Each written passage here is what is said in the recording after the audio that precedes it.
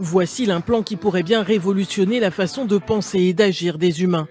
Déjà testé sur des animaux, cet implant cérébral permet par la pensée de contrôler des équipements à distance. Neuralink, l'une des entreprises du milliardaire Elon Musk, développe depuis 2016 cette technologie. Elle vient de franchir un nouveau palier. Les autorités sanitaires américaines donnent leur feu vert pour tester ces implants cérébraux sur des humains. Nous sommes ravis d'avoir reçu l'approbation de l'Agence du médicament américain pour lancer notre première étude clinique chez l'homme. Car l'objectif de la société californienne est d'aider dans un premier temps des personnes paralysées ou souffrant de maladies neurologiques. À terme, l'entreprise souhaite rendre ces implants accessibles à une chirurgie de confort. Des personnes pourraient alors s'acheter un implant pour doter leur cerveau d'une puissance informatique.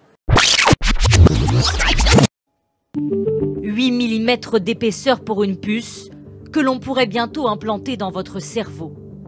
Neuralink, la start-up du milliardaire Elon Musk, vient d'obtenir l'accord des autorités sanitaires américaines pour tester sur des humains les implants cérébraux. Des appareils connectés qui permettront de communiquer avec les ordinateurs directement via la pensée. À la fin, le but, c'est de créer une interface cerveau-machine pour que nous soyons en symbiose complète avec l'intelligence artificielle.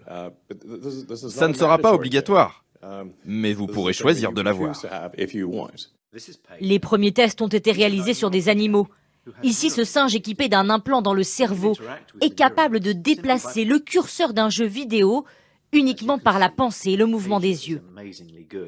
Pour arriver à cette avancée, Neuralink a par exemple enregistré sur un cochon en mouvement les impulsions générées par ses neurones. L'implant est capable alors de comprendre l'activité musculaire de l'animal et pourrait la recréer via une machine. De quoi redonner de l'espoir à de nombreuses personnes paralysées.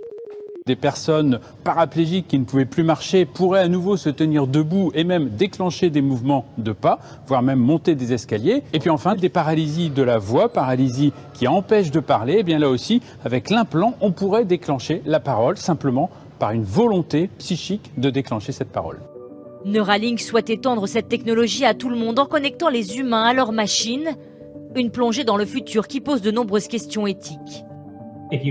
La question c'est, avec qui vous partagerez vos pensées? Est-ce que les entreprises seront capables de les connaître?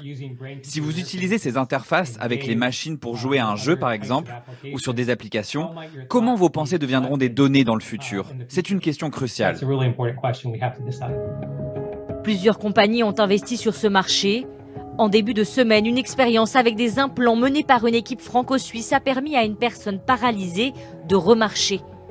La frontière qui sépare l'humain de la machine n'aura jamais été aussi mince.